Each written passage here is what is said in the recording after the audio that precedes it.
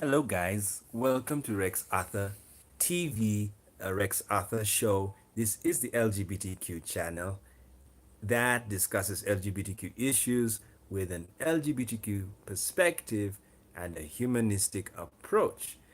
Now, today, we are going to discuss the big video I said I was going to do on HIV and AIDS, and it's entitled HIV and HIV yesterday, today, and tomorrow. So, what I would start with is to say HIV and AIDS is done, it's finished as far as we know it. Why do I say it's done? It's done in the sense that there are more and more uh, medications that are dealing with HIV, reducing its power. And what's going to happen already? Of course, like the latest is gene editing. Gene editing has been found a successful way of removing the virus in the body, and also the injection of stem cells when a fetus is young, and then you introduce HIV resistant cells in the body of the young person.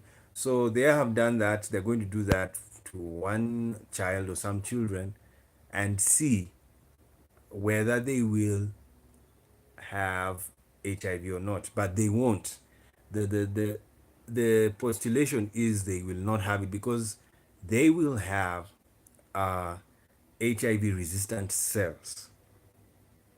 So basically, what you need to know, it is, or let's put it to be more realistic, it's on its deathbed. And so as the years go on, HIV is going to diminish in power. And by the end of the century, that's 2100, HIV will be no more. And who knows? It may even be, um, it may even be before 2100, because we are living in a century whereby one day is like 10 years. The work that people are doing is so much in science that things are changing very fast. So let's look at HIV and AIDS yesterday and today. Now, HIV and AIDS started, and it won't be a very long video. I'm just summarizing because there's numerous studies. I think when I did the other video last time about the age of diseases, you saw how long the HIV article was. The Wikipedia, now Rex Arthur's Wikipedia. So we went through the diseases. And of course, we're going to do every disease again. That was just an overview. You know, we found herpes was 1.6 million years. It's 1.6 million years old. And we also found that syphilis is also about 600 years old. So there are some diseases that are young and some are very old. They have been in the world. Now, for HIV and AIDS, it is a new disease, though some theorists, those who believe in the chimpanzee theory, say that it is as old, it's quite an old disease. It came from the SIV, and from the SIV, it turned into HIV. From the primates, the chimpanzees, because the chimpanzees share a lot genetic material with humans. So they used to suffer with HIV. It was called SIV. Then it was transmitted to a human being in Congo through a chimp, and then that is how then it became a human virus, because now that human passed it on to other human beings. Now, the problem of the history of HIV, no, there is no concrete theory, though the one on Wikipedia is the best I've read, and is the one with the chimpanzee. I'm beginning to accept that theory of the chimpanzee theory, because they have explained it very well. They have explained the SIV, and then they explained the HIV and how it went through the chimpanzees to human beings. So the article is good. It has cleared up there were so many conspiracy theories. Because for the other theory was Russia, that was made in the lab, and some Russian scientist, and then it was spread out. Then another theory is the pilot, the bisexual pilot who was having sex with both men and women, and then it spread, and then into the gay community. And when you go to the gay community, it spread to the straight community, because in the gay community you also have bisexuals, and bisexuals tend to have female partners, and so the females get that disease. And then the other one was the vaccine theory, that it was passed on when they, of course, first of all, it was released in America. Then the vaccine was there was a vaccine, smallpox, I think, that was brought into Africa, and it was brought. The vaccine was actually the virus itself. So that's what many people hold very different theories. But the problem of theories is that theories exist when there is no truth, and until you confirm, and confirmation comes through study. So that's why the one in Wikipedia is the best, because it is, if you read it very well, what I like about Wikipedia, they are footnoted articles. They are not just articles. Have you noticed most newspaper articles are not footnoted? So what does that mean? The source is not, you can't go back to the source. You have to accept that what the newspaper has written is the truth.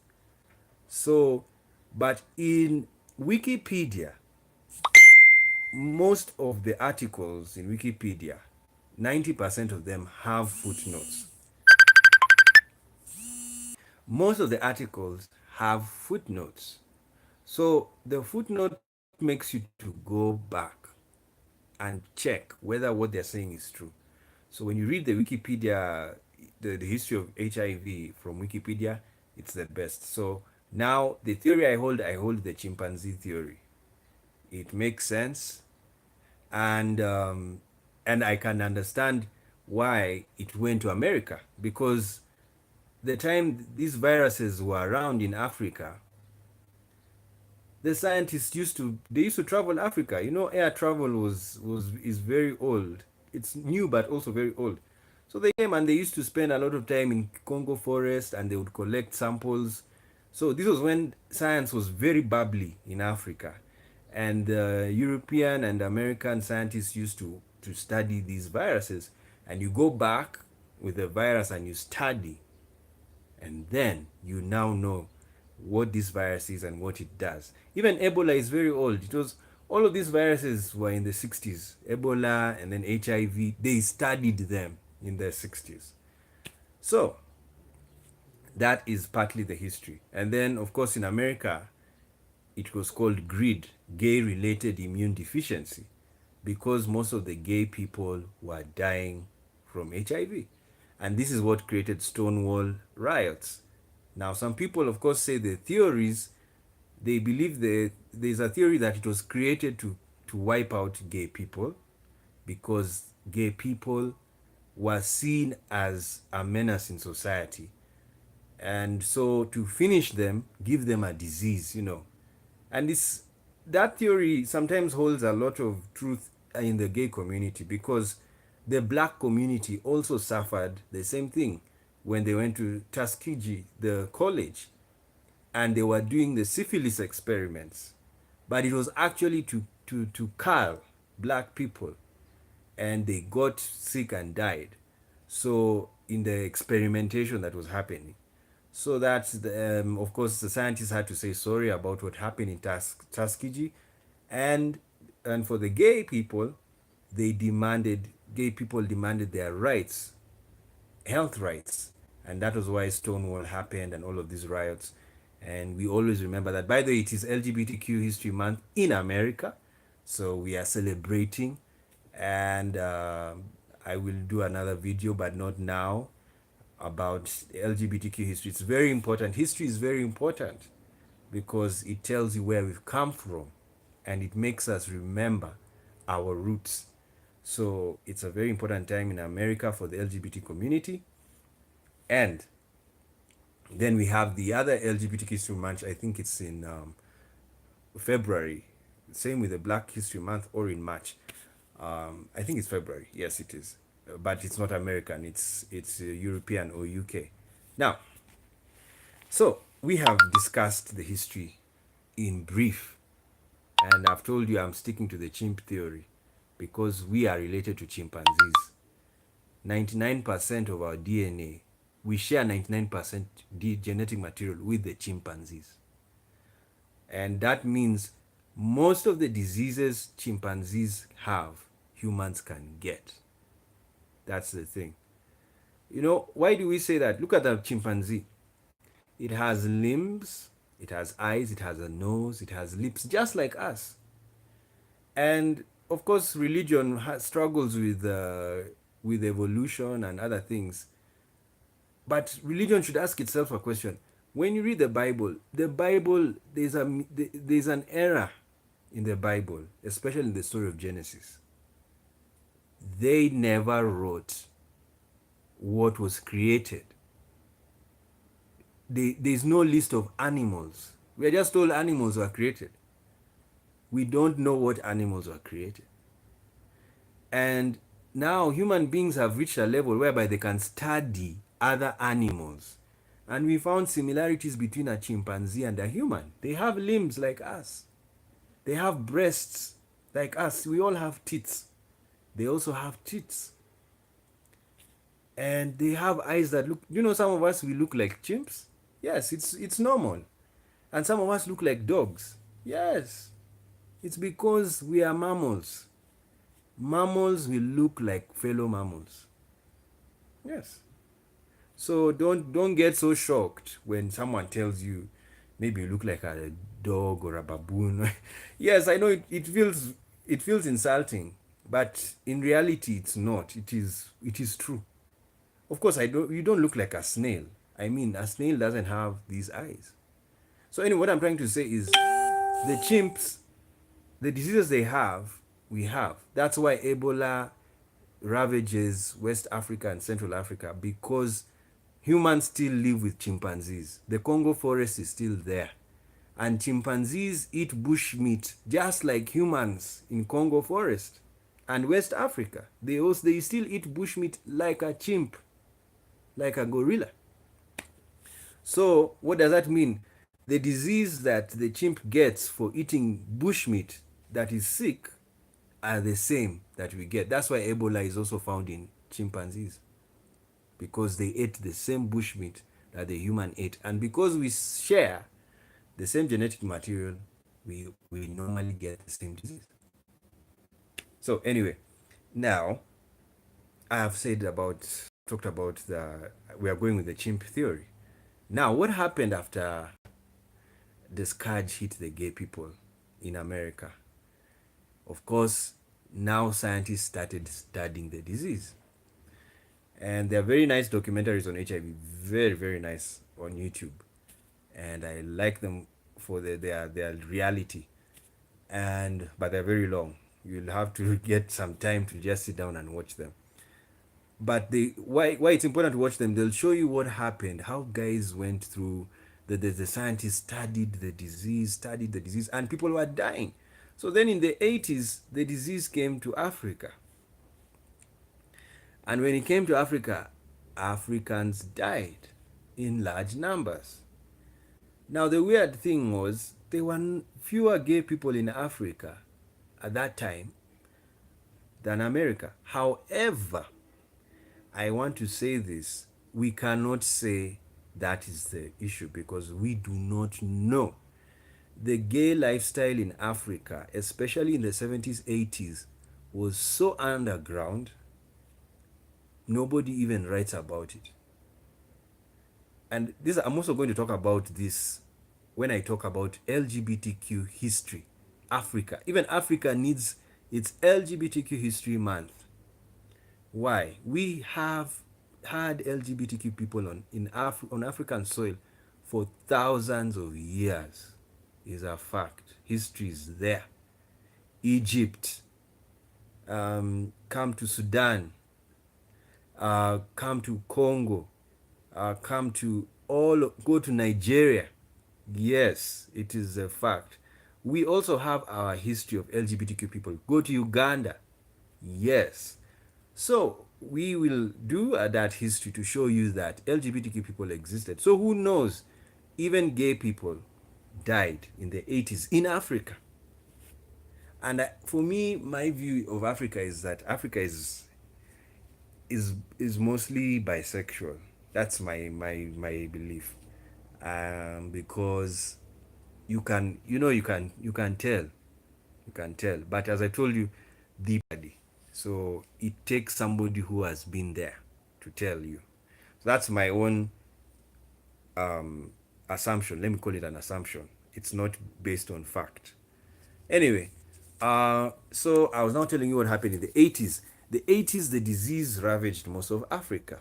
And the scientists now are sitting down trying to understand this disease, because you know what you need to know about virology is that in virology, when you make a vaccine, you use the disease. A vaccine is mostly the disease being put back in the body so that the immune system can create a backup, a force, resistance force, because that's how our body stays healthy. We are born in a world that is filled with diseases everywhere, everywhere. Even this wall has bacteria. Yes, even my skin, there's bacteria. Even if I bathe 5,000 times today, my skin will still have bacteria, because that's the world we live in. Very minute things everywhere, everywhere on your clothes, what have you. So, these bacteria, there are three things that cause diseases mainly: bacteria and viruses. And I've forgotten the others. The other living organisms. Then you have the allele of the I mean the of mosquitoes. When they lay eggs, they release some poison in the body. They suck your blood, but they put poison in you, and that's what causes malaria. So viral diseases, as we discussed diseases last time, viral diseases are very hard to deal with, and most of the times they use vaccines to fight viruses. Like hepatitis B has a vaccine. Hepatitis B has a vaccine, and it's a virus. Now, so the virus, so what you do in the vaccine, you inject it so that the body can create an army to fight the disease when it is reintroduced again in the body. That's what happens. That is a vaccine. Now, the scientists in the 90s finally came with the antiretroviral, which means to reverse what has already entered into the body. Because as I've told you, that when the virus enters the body, it it replicates itself. So to fight it, you reverse the replication. So where the replication happens, you reverse it with either the medication that reverses the replication and reduces the viral load. That's what happens with the ARVs that were now introduced in the 90s properly. Now, when they were introduced, the people, the people now started taking the medication, but those who were late and were not and didn't know their status died. So I remember in the 90s many people died, and in the 90s that is when Uganda lost very many people, because number one, the medicine had just come, but it was too late. People had already got the virus in the late 80s. So in the early 90s, they died. Now, after dying, this is now what we call the ARV era came in. The period of the ARV came in. And now the deaths were now reducing.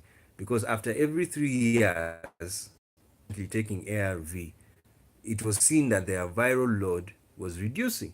Now, the good thing about the ARVs is that they have been improving and improving and improving and getting better. Actually, now, even I am hoping they will come up with an omnibus ARV. What I mean by an omnibus ARV is an ARV that can deal with all strains of the virus, because you have to understand a virus mutates.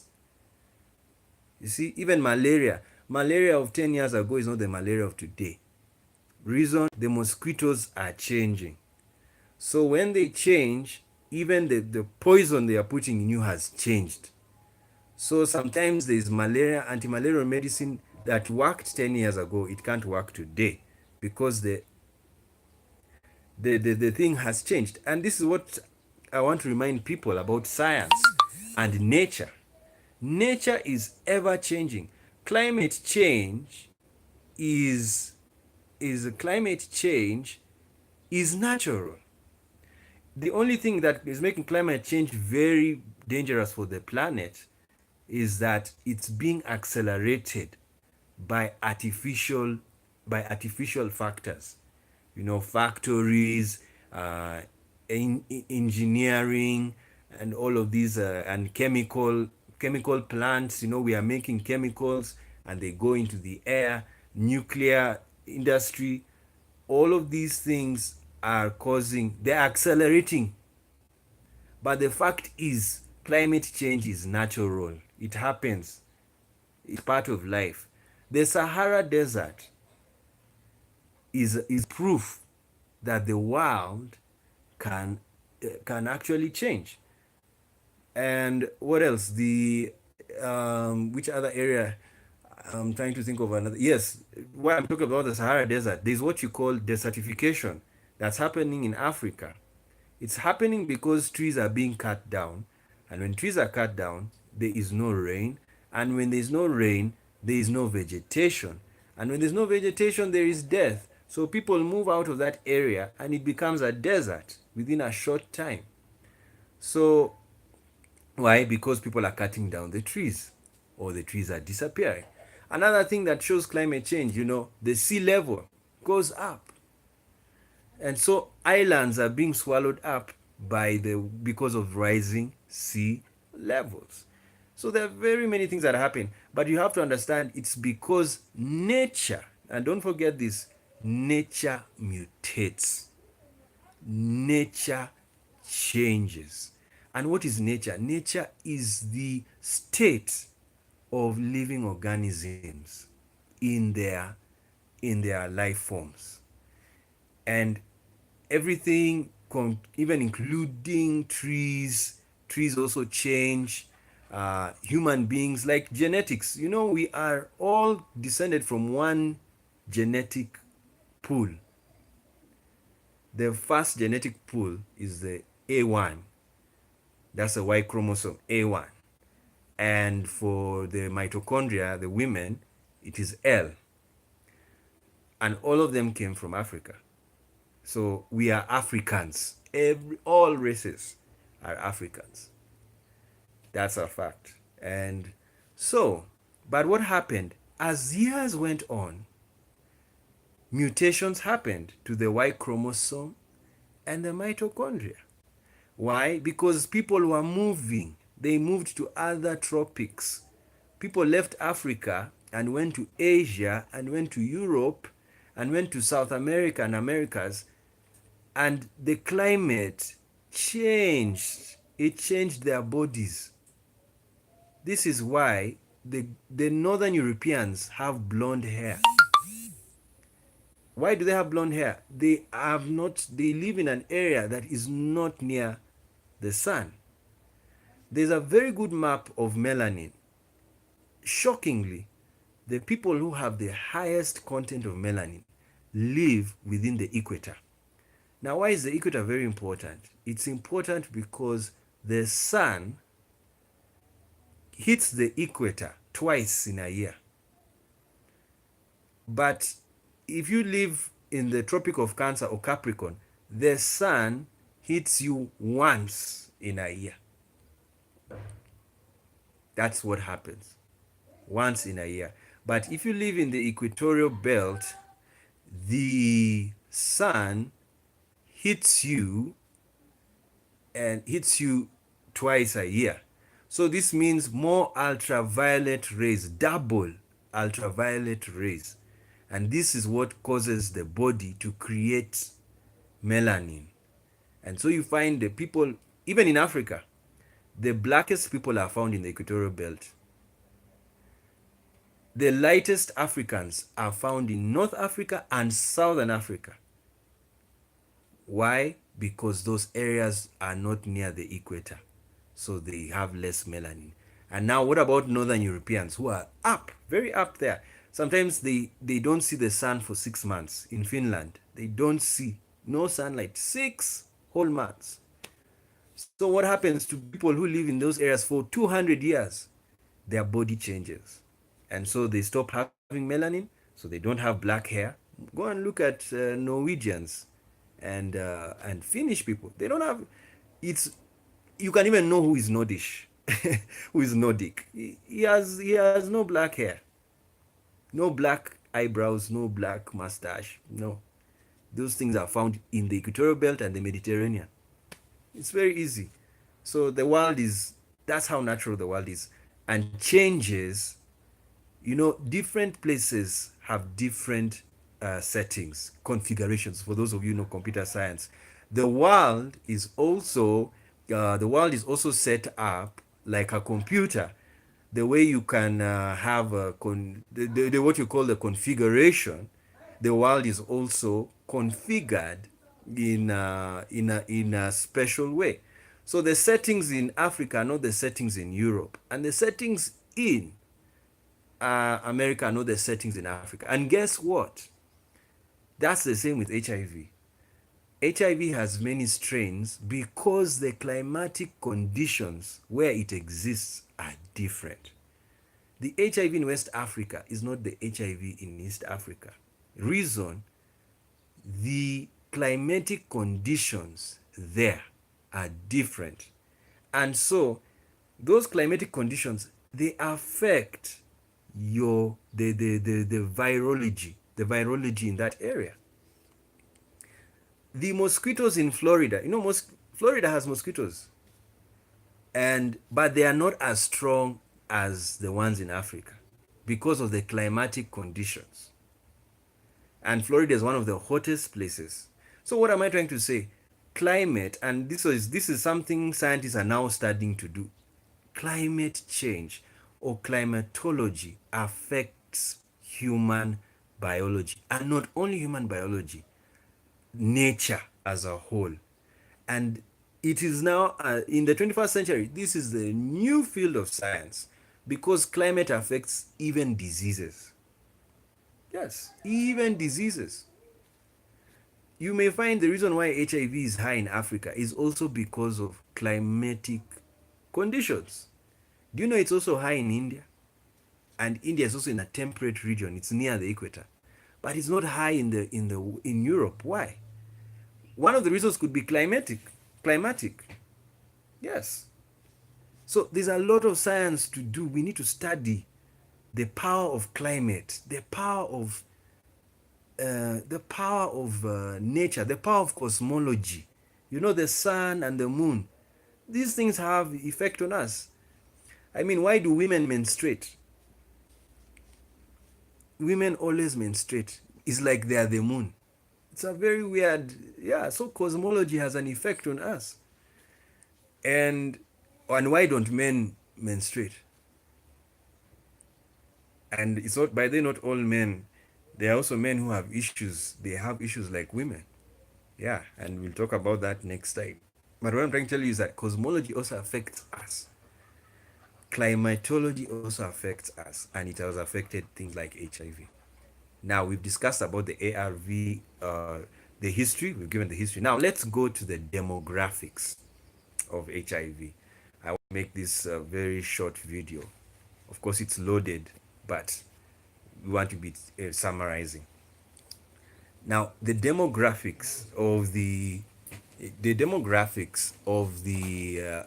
HIV era are: number one, you have the negative people. Number two, you have the positive people. Now, in the beginning, when it was introduced, it was those two groups of people. Either you are negative or positive, but there was no what do you call it? No ARV.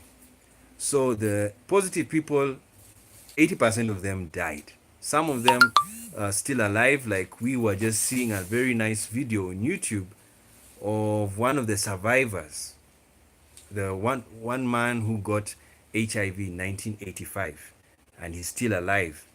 And when he got it, the medication was still not there, and but he's still alive. So it's a very nice video that's online on YouTube. Now, then something happened. What is it happened? ARVs came. So now the demographics widened. Now you have the negative people, then you have the positive people, and then you have the positive people that were taking ARVs. So the demographics widened. Then, now we have come to a new era. The new era we are entering in, the era now, I call it the PrEP-PEP era. The PrEP-PEP era is where now you have PrEP, that is a preventive measure for those who engage in sex with positive people. And also PEP. Now, what did this do? It also widened the demographics. So now we have negative people who do not take anything. Then we have positive people who do not take anything. They are positive and they don't take medication. They are still there. Then you have positive people who take medication. That's the third group. And then now you have the fourth group, people who are negative and they take PrEP. And then you have the fifth group, people who are negative and they take PEP. So now we have 5 demographic groups in the world, because the whole world is affected by the whole issue of HIV. Everybody is affected. The same as malaria. We are all affected by malaria, whether you have it or not.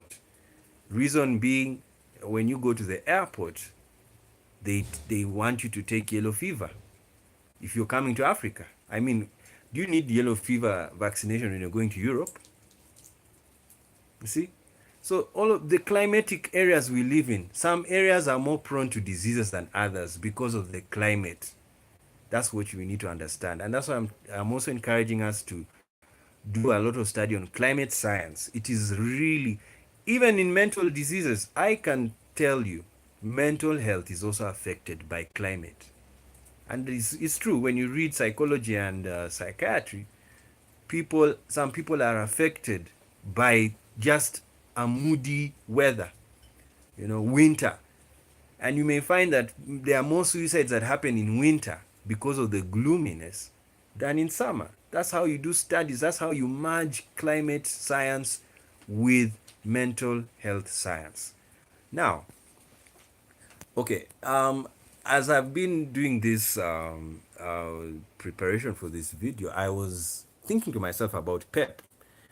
And I asked myself about PEP.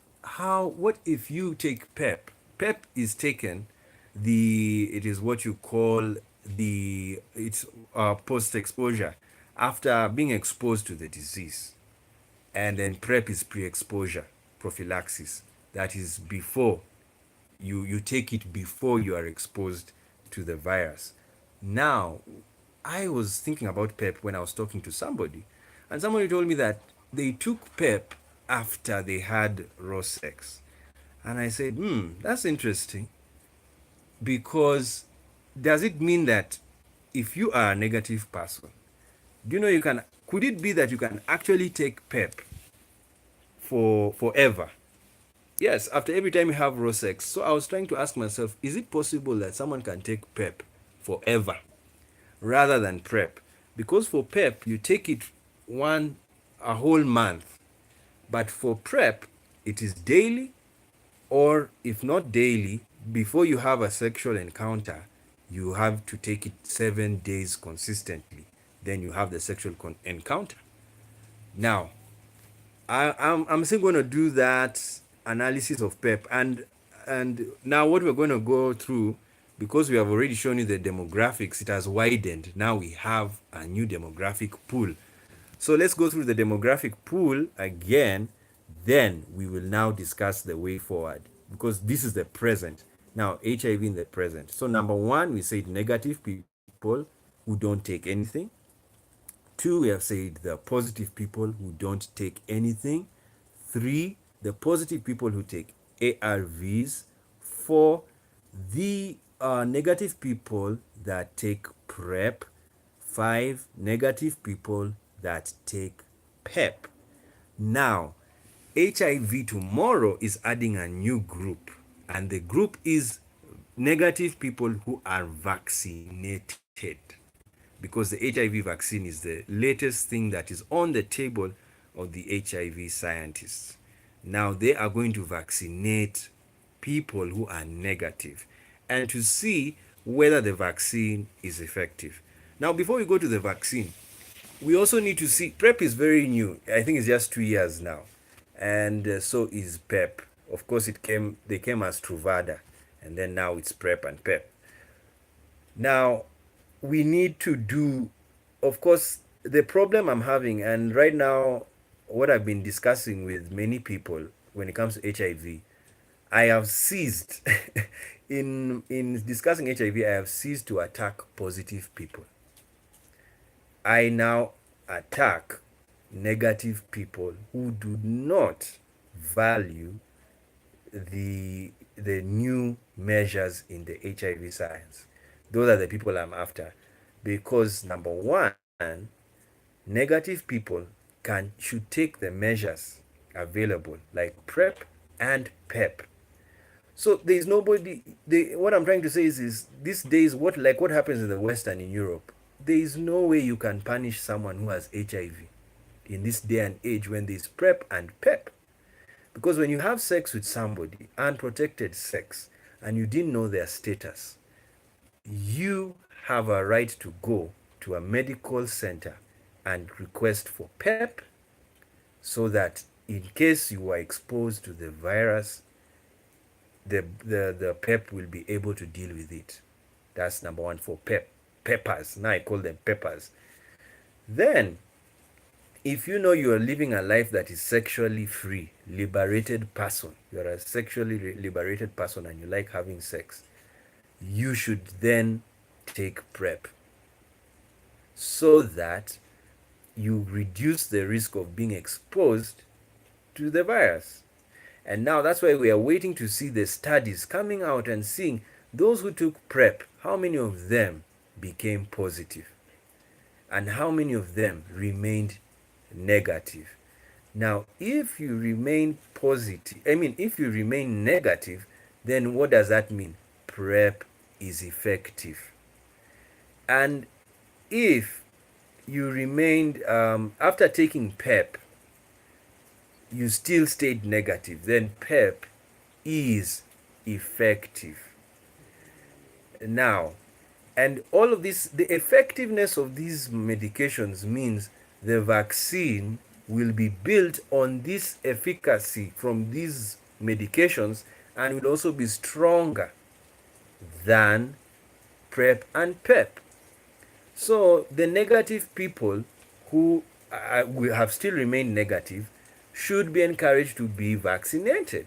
And as I've said, when the vaccine is out, again, there is no blame on a positive person. Because do you know, the other thing we need to understand about HIV science is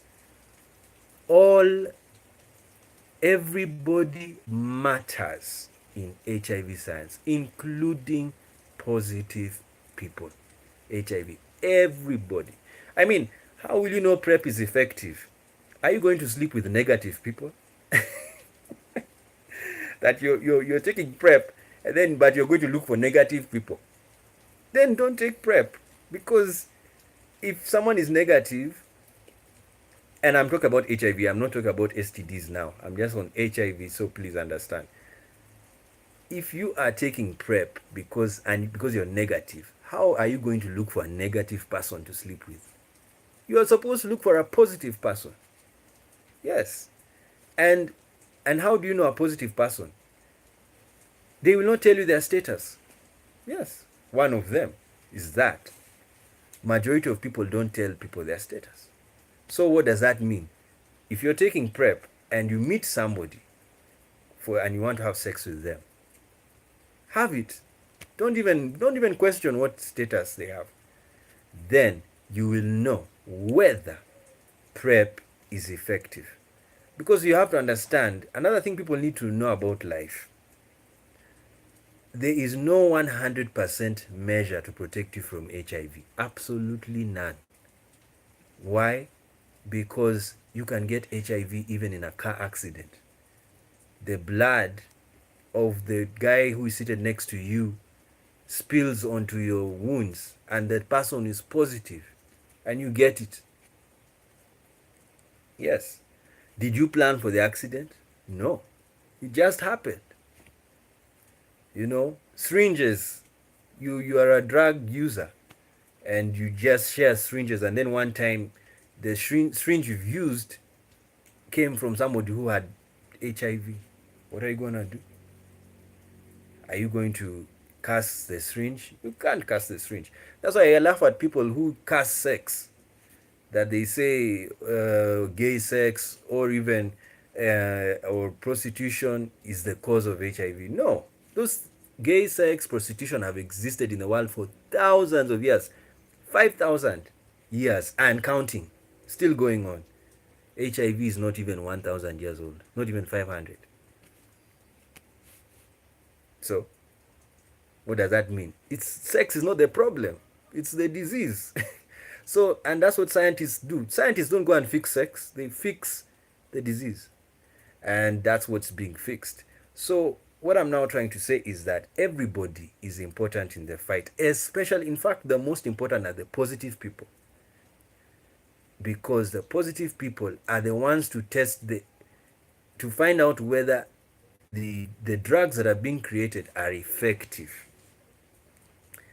and whether they are able. And then now when the vaccine is released, we will know whether the vaccine is strong. Because guess what? How will you know the vaccine is strong? You will know the vaccine is strong when the person who is vaccinated sleeps with a positive person. So you see, we still need the positive people. Hey, positives out there, don't die. Stick around and continue taking ARVs, because so that we can see the power of the vaccine. And then next thing you know, scientists will know how to do away with the whole disease. As I've already told you, the latest way of dealing with HIV is now gene editing. Gene editing goes for the virus itself. Why? Because the virus is genetic and it hooks. HIV hooks on the genes. Our genes, we are genetic beings, and the genes are always changing and mutating. So the virus likes staying in living things where there's activity, and that's the genes. So what do? You go and edit the genes that have the virus. You pluck them. Have you done editing on your computer? That's the beauty of computer science. I'm not going to do philosophy right now, but the philosophy of the world is that computer science is in health science. When you delete, copy and paste, all of these things can be done in science and biology. And that is what has led to these revolutionary medicines and curative measures, as we have said, is now happening through gene editing. So with gene editing, you clip off. Oh, now I forgot the other new demographic. The other new one, the seventh one, is undetectable. These are the people who have taken ARVs. They knew their status early enough. You were exposed to HIV. 3 months later, you have found yourself to be positive. then immediately you start taking ARVs. Now, when you take ARVs, what happens? You become undetectable. What does undetectable mean? It means you have very small particles, very few particles of the virus. You're still positive, but it's so minute you cannot pass the disease to somebody else. So this is a new demographic and a very important one, and the reason why testing is very good. I am happy with the many LGBTQ organizations and sex worker organizations that encourage the trimester um, the trimester testing. 3 months. After every 3 months, you go for testing. You go for testing. Why? It's good because one time you may be positive. Let me tell you, to be positive is so easy. To get positive in this world is so easy. It has nothing to do with promiscuity like what people say. Even condoms burst. Yes, they do.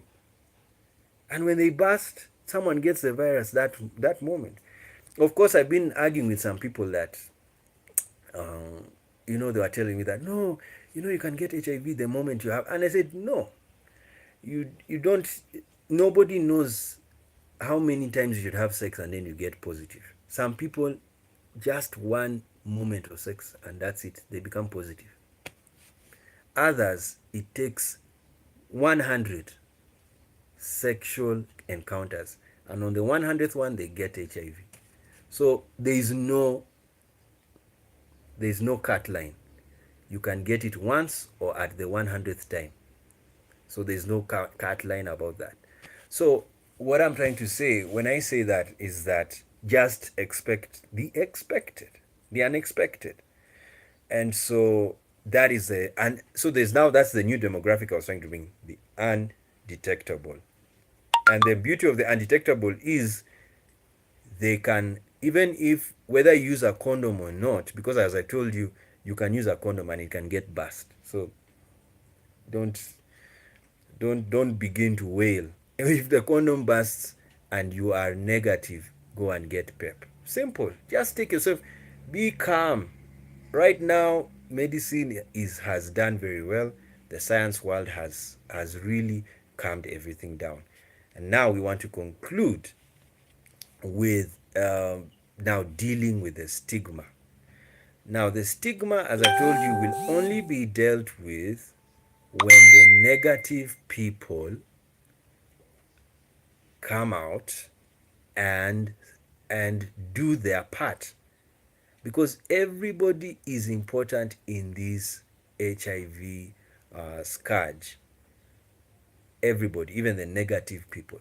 So the negatives must also play their part. What part should negatives play? They should know their status.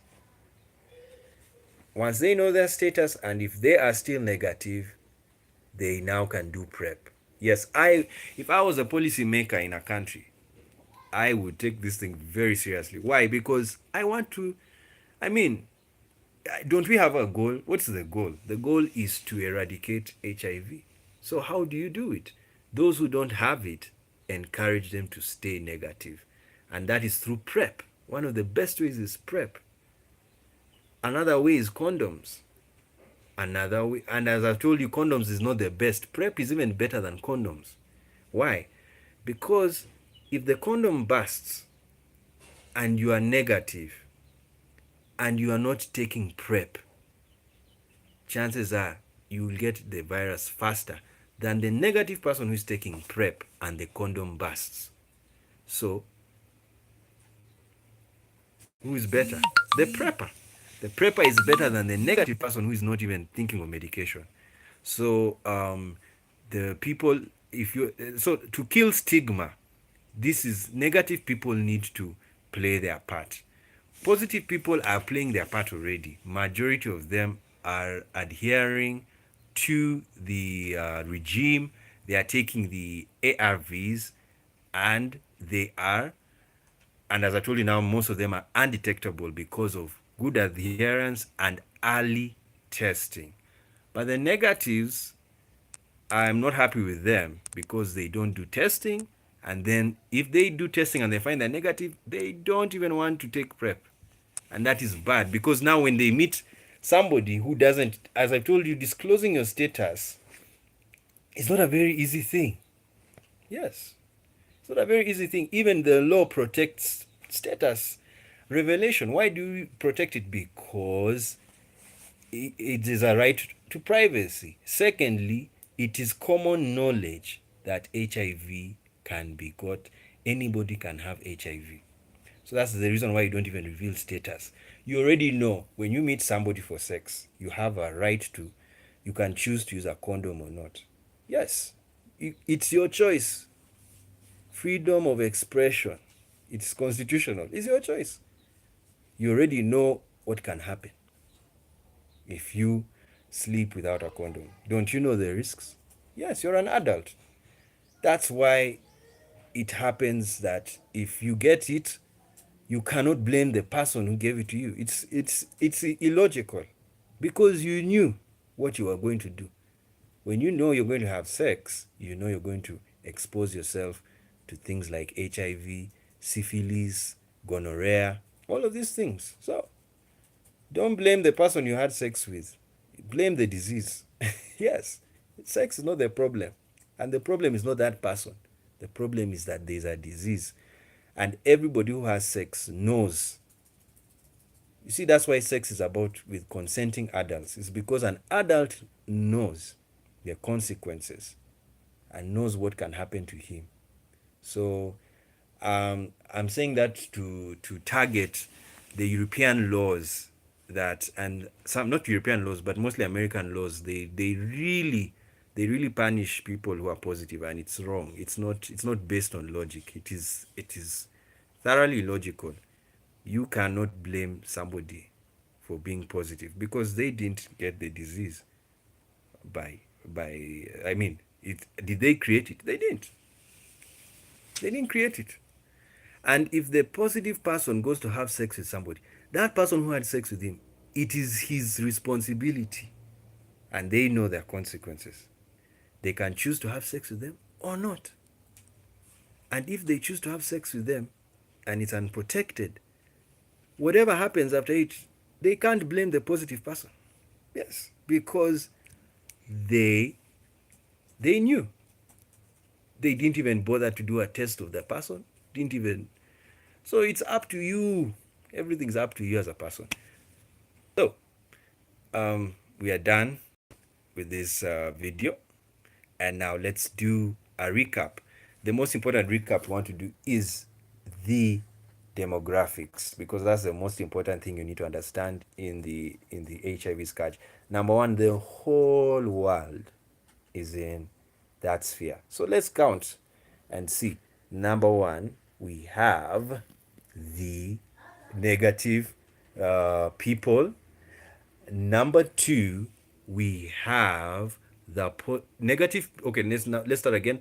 Number one, we have the negative people that are not on anything. They're just negative. Number two, we have the positive people who are not on anything. They're not taking any medication, but they're positive. Then number three, we have the positive people who are taking ARVs. And then number four, we have the preppers, the ones who are taking PrEP and they are negative. Number five, we have the peppers and the ones who are negative, those who are taking PEP. Number six, we have the undetectable. These are people who are positive, but they have been taking their medication very well, and they have reached the virus is so minute, its power is so weak that they cannot even pass the disease to anybody. And then number seven, the coming group of people are the negative people who are vaccinated. Now, why am I giving demographics? I'm giving demographics to show you that if you play on the demographics, like when the HIV began, the positives were increasing who are not on medication. So when that demographic increases, what does that mean? There are more deaths. And then when that demographic also increases, what does that mean? The negatives are decreasing. So the negatives are were here, and then now they're coming down because the positives are going up and they're not taking medication. Then when ARV regime began, the positives started coming down because they were taking medication and they were working and are working. They're still working. So when they are working now, when they and then now you become undetectable and you have sex with a negative person can't get the virus because he's sleeping with somebody who is on medication. So that means the virus is low. So he sleeps with them. And the negatives now start increasing. So what is happening right now in this era, the negatives are increasing. And when the negatives are increasing, the positives are decreasing. And now when the positives decrease and the negatives increase, what does that mean? HIV is disappearing. And that's what's going to happen in the years to come. Like 50 years is coming, and I mean, within 50 years, in my estimation, I think in 2070, it will be done. It will go. But as I've told you, because we're living in a very progressive world, thoroughly progressive, we are going to get we are going to get ahead of ourselves. We may even get it very early. Because 1 year in this 21st century is like 10 years. So from 2020 to 2030, that scientifically, that is 100 years.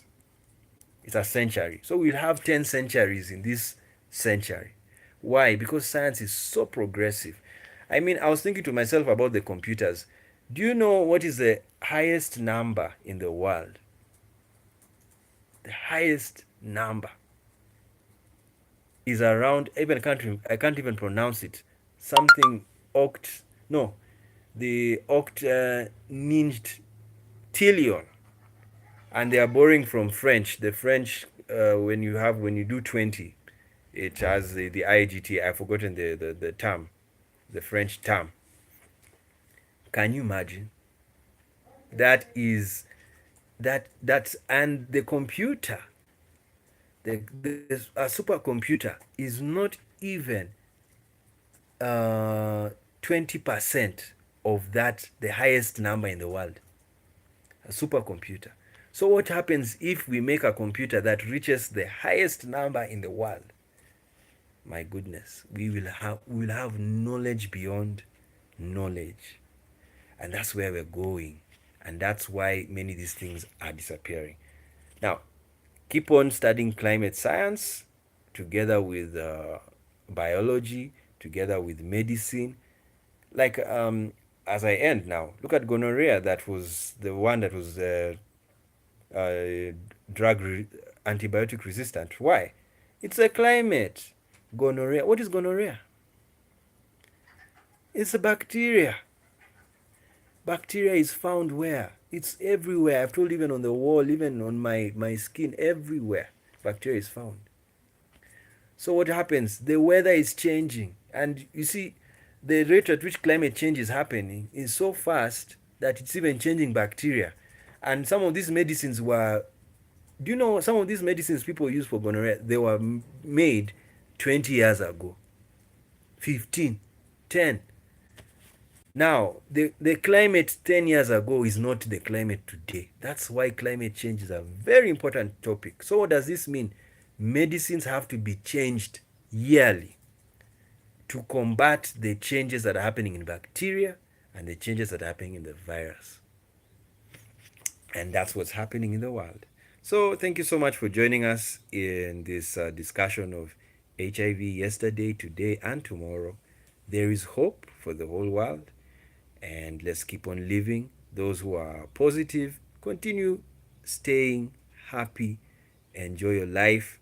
You are still very important to the society, and as I've told you, you are the ones who tell us and show us how effective ARVs are, how effective PrEP is, how effective PEP is and how effective a vaccine will be.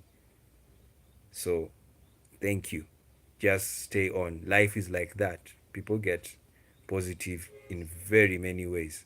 Even when you're using a condom, you can get it.